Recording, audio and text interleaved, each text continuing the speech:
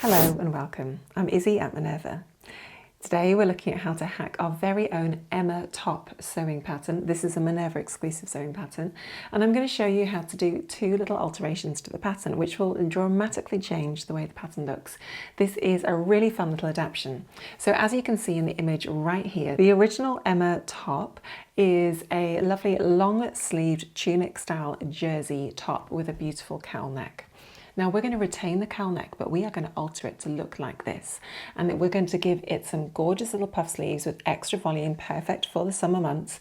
And then we're going to add a drawstring casing to the bottom of the waist, having raised up the hem line as well. So it's going to be more of a sort of cropped top. Well, not really cropped, it's going to be around the waist. It's going to sit in nicely so that you can tie it in the waist and give a little bit of volume on the sleeves. The volume on the sleeves is going to complement the volume that we're going to create by creating that casing and that tie at the bottom. This is going to be super cute and I can't wait to get into it with you. As with all of our pattern hacks, you're going to need your standard pattern drafting tools as well as the Emma hack sewing pattern. Cut out that pattern to start off with in your size, and then I'll show you throughout this video how to alter each little pattern piece to create the aesthetic that we're looking for today. If you want further support in knowing what size to cut or what type of fabric to use or how to sew the sort of standard steps that are in the instructions, we have 3 great videos on our YouTube channel which are all about that. So one's about fit, one's about suitable fabric, and one shows you a step-by-step how to sew the original sewing instructions. In this video, I'm going to show you how to hack the pattern pieces, and then I'm going to show you any sewing steps that deviate from the original instructions. So that will be towards the end of the video. Okay, let's get straight on into it today. Okay, so we're going to start off by altering the sleeve pattern piece, and that's this one right here. So currently it's drafted to be about 3/4 length, and we want to shorten it and crop it. Now I'm looking for a height that is probably similar to the one that I've got here right now. I know that approximately 20 centimeters is probably around where our elbow is. You know, you could measure that out if you wanted to from the top of your shoulder down to your elbow. So I want to raise it higher than 20 centimeters. So I think working from the top up here down, I'm going to mark a point approximately 15 centimeters below. And then I'm just going to measure up and see how high that is, 18 centimeters. So I'm just going to square across at 18 centimeters all the way across the pattern piece from the hem. Dash that out.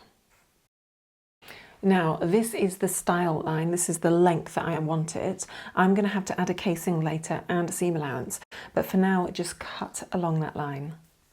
Next, we're going to draw 5 lines down the sleeve to split it into 6 little segments.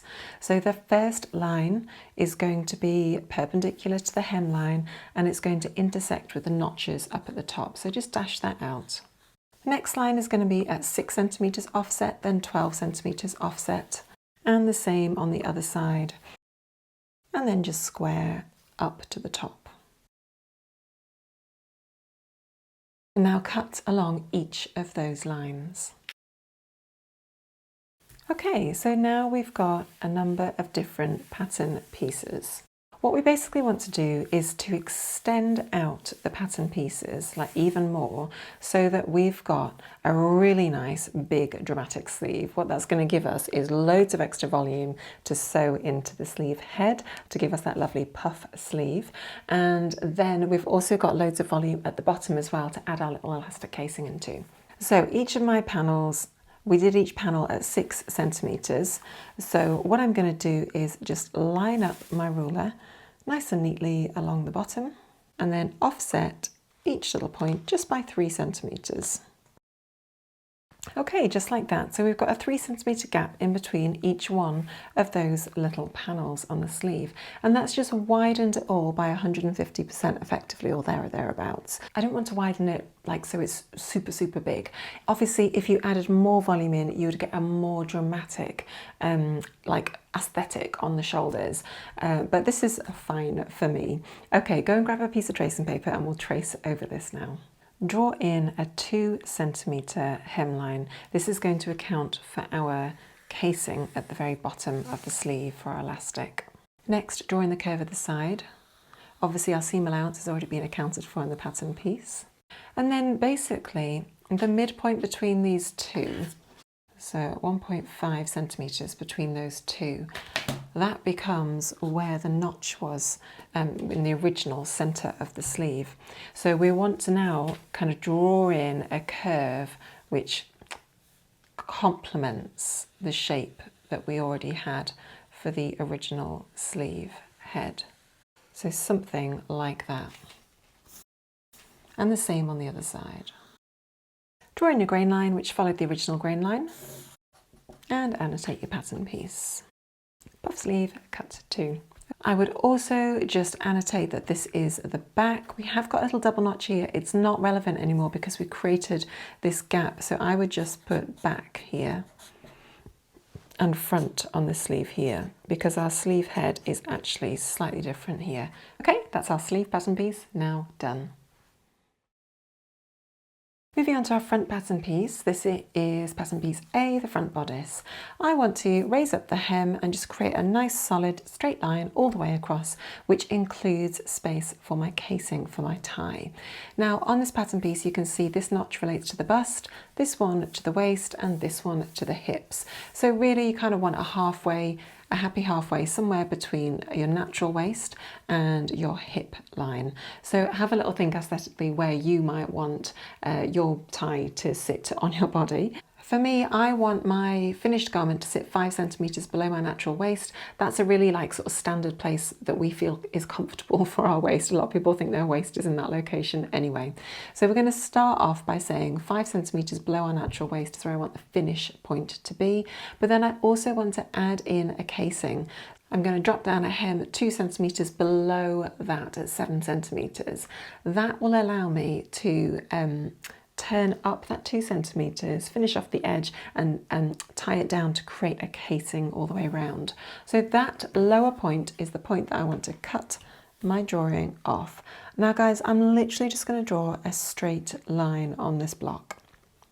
This is a jersey block, so it's quite comfortable to do that. And also we're going to be adding in shape through creating the casing. So keep it simple when you can with pattern drafting. No point in overcomplicating it. Okay, so that is going to be our cut line. Just so we're following the process, just dash out a line at 2 centimetres offset from your bottom of your pattern piece. Okay, and then we know that our casing is going to sit above that, isn't it? So at 1.5 centimetres, just draw another little line extending out about 5 centimetres away from the centre front, which is here. Now at this point here, we're probably going to want to have a little place for a tie to come out, as in a little place where we might put a buttonhole so that we can pull our tie through it. So at 3 centimetres in, just mark where you might want your buttonhole to go and just annotate that there. And that's the front pattern piece done. Moving on to the back pattern piece now. Work from your middle notch, which is your waist notch, and mark a point 7 centimetres below, all the same distance that you did for the original front pattern piece. And then very simply just square across. Remove that volume. And that's your back pattern piece done. And don't forget that the back neck facing has not changed at all, so you're going to be cutting that out exactly as it is. The final thing we need to do is to create a drawstring length. So we're going to be buying our drawstring. It's going to be a separate thing. We're not actually going to make it out of jersey. You could if you wanted to, that's fine. But in today's video, we're going to assume that you have purchased your own ready-made drawstring. So grab your back and your front pattern piece and lay them so they're tight, so they're right together. So they're sitting together nice and neatly at the centre back and centre front. And then grab another little strip of paper and just line it up with one side. Now we are going to want our drawstring to be at least as long as our pattern pieces. And we also, because we don't want it to we don't want to lose it in the buttonhole when the garment is extended out. So what I would recommend is that you draw a line that is the length of your pattern pieces plus an extra 20 centimetres. So for me, that is 84 centimetres. Obviously we want to be cutting that on the fold because we want 2 of those. So my drawstring length is going to be this long. It's going to be cut on the fold as well. So this just acts as a little guide. It's not actually a pattern piece. It's just a guide so we don't forget to cut out our drawstring. Brilliant. So what we're going to do now is we're going to cut that out of fabric, and then I'm going to show you how to sew it up together. I'm only going to show you the steps that deviate from the original pattern instructions. So make sure that you've got a copy of the original instructions with you as you follow along today. I've already been sewing this pattern, and I've already sewn steps 1 all the way through to step 11. Now that's all completely done, so we've got the front attached to the back, and then we've also sewn the side seams of the garment and the side seams of the sleeves. Obviously the sleeves are a bit shorter, but the technique was the same, just sewing those side seams together as it says in step 11. Step 12 then asks us to sew the sleeve into the body of the garment, but don't forget we've done puff sleeves, so let's talk you through that. Take one of your sleeve heads and fold it in half, and you'll notice that there's a little notch at the centre of the sleeve head up here. Measure 20 centimetres down one curve and add a little triple notch at that point, and then down the other side of the curve also measure about 20 centimetres and do a nice little triple notch there. Open up your sleeve, and what we're going to do is sew 2 lines of gathering stitches between the triple notch. The gathering stitches are going to be 5mm long. They are going to be both within the seam allowance, so within 1.5 centimetres of the raw edge of the fabric. We're going to reinforce the stitch line at the beginning and leave a tail of thread at the end. Those 2 lines are going to be parallel to each other. Next, take 2 threads from the same side of fabric, tie them together, and then just gently start to pull on them so that the fabric is gathered in between those 2 triple notches. Now just do a little bit of an estimate, there's no need to like over gather it. And then what we're going to do is take our main bodice. Okay, so next, with the right sides both are facing out and up on the screen currently, line up the underarm seam of the top with the side seam of the bodice. So right sides are together at this point. Pin them in place and then just continue to pin around the 2 together by just sort of gently pinning them in place. You shouldn't have to be stretching it significantly, and just pin up to the point where you started your line of gathering stitches. Once you've done the front like I've done, then just repeat that process for the back. Okay, next, turn the garment inside out. I just find it easier at this point to do it like that. And then basically we want to pin the remainder of the sleeve to the armscye.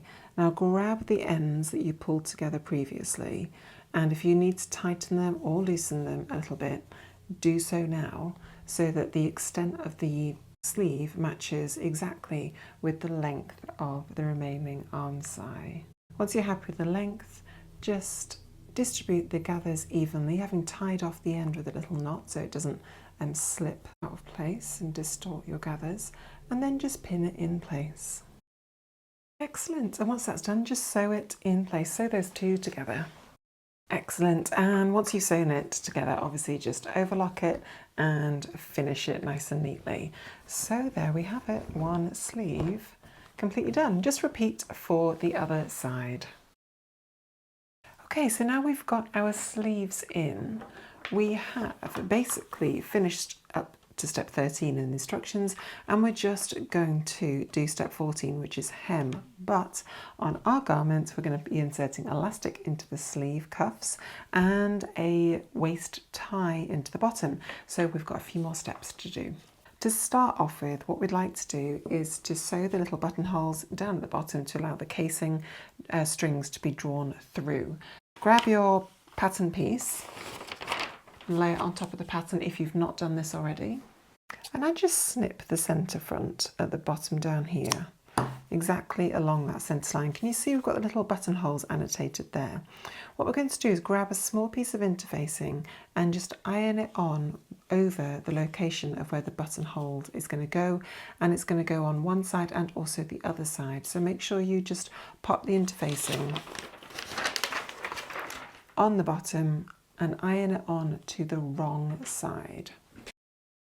Okay, just like that, and we've offset the interfacing by 2 centimeters from the raw edge. Next, transfer those buttonhole line markings onto your fabric. Grab your buttonhole foot. Everyone's buttonhole foot will look slightly different. For me, this distance here indicates the length of the buttonhole. So I'm going to grab my pattern piece and just make sure that length aligns with the length that I've designed it to be. And then sew 2 little buttonholes exactly where you've got them marked here. Brilliant. The next thing we're going to do is overlock all the raw edges, all the remaining raw edges. So we've got the hem down the bottom and we've got the 2 sleeves. We're just going to overlock, trimming an absolute minimal amount all the way around to give us a nice finished edge to work with. Okay, and once those are all overlocked, we're going to turn it inside out. When we drafted the sleeve, we allowed for a 2 centimeter turn up. So at this point, turn up your sleeve by 2 centimeters and pin it all the way around. So we're pinning this now with wrong sides together. Okay, brilliant. So I've pinned that all the way around. I've put 1 double pin in here as an indicator for when I'm sewing.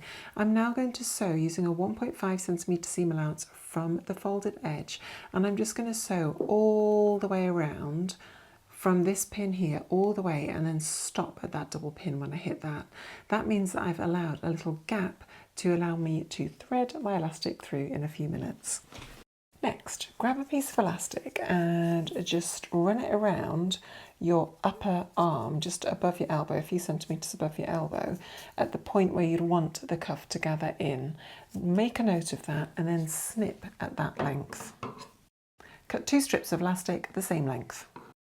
Pop a safety pin through one end and another safety pin through the other end, leaving it open. And then at the point where that hole is in your casing, just attach the elastic to just one bit of the fabric there and thread your safety pin, the other end of the safety pin, all the way through your casing. Once you've pulled your elastic through, then take the safety pins off and just sew the 2 ends of elastic together, overlapping by about 1.5 centimeters. Okay, just like that. And then what we're going to do is just feed that elastic back in place, pop the casing over, and then just sew that hole up. Excellent. And there you have it, a nice little cuff for your sleeve. Repeat that process for the other sleeve. Okay, now with wrong side facing up, turn up the hem by 2 centimeters and just pin in place all the way around. Excellent. And once you've done that, then just sew 1.5 centimeter offset from the folded edge, exactly as we did for the sleeves, but this time we're going to sew all the way around in a complete circle, creating an enclosed casing. Next, take your drawstring or your homemade drawstring, if you've done a nice homemade one, and just grab your safety pin and thread it through one hole, looping the drawstring all the way through this entire casing down the bottom hem and bringing it out through the other side.